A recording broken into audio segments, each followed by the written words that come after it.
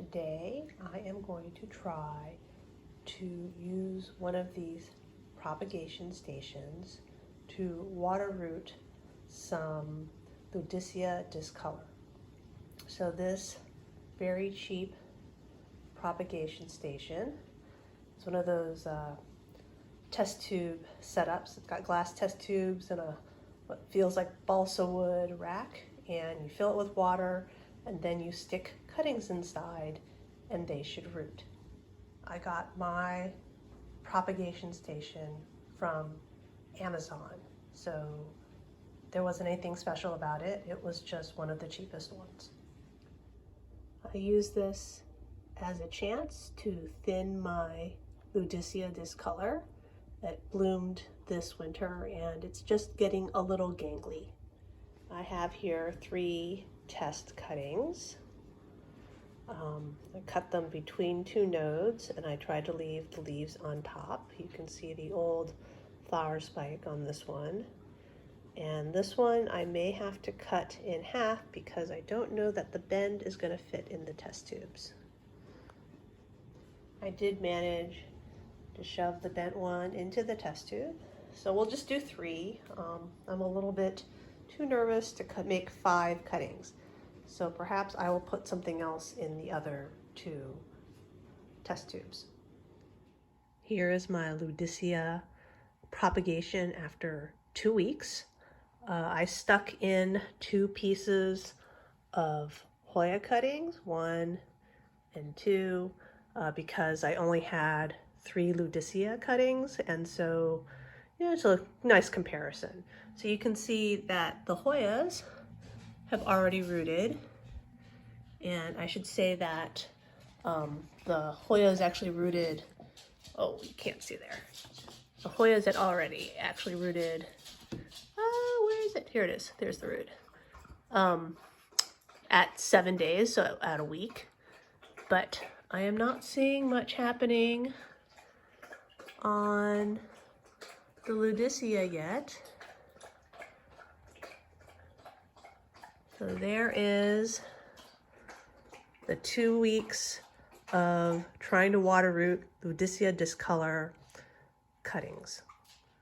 So here's an update on my water rooting of Ludisia discolor at 4 weeks.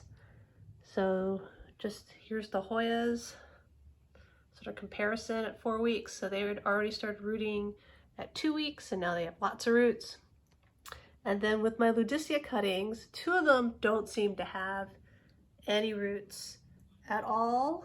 I'm not sure there's anything coming out of these. I mean, there's some fuzzy nubs. I don't know if that's like, mold or something growing on it, but on one of them, I definitely have roots coming out of a node. So that one has roots, and looks like this node down here has also got roots. Now, the cuttings are not the same. The 2 that don't have anything, they have old bloom spikes on them. And the one that does have roots, it has not flowered. So this was a non-flowering cutting. And I'm wondering if that's why that one has rooted and the other 2 had not, because maybe these 2 pieces were done because they'd flowered and they were terminal. So I'm gonna keep them in the water rooting or in my little propagation station, and I'm gonna see if they will root, but it's just taking longer. But we'll have to, I don't see anything yet going on for them. So here we are 2 weeks later, and this will be the final update for how these are doing. And you can see that the Ludisia that had roots, the roots are much longer now. I've got some algae growing in these test tubes. The Hoyas, of course, have tons of roots, but the 2 where they had bloomed, right, they had the bloom stalks, these still really haven't done anything.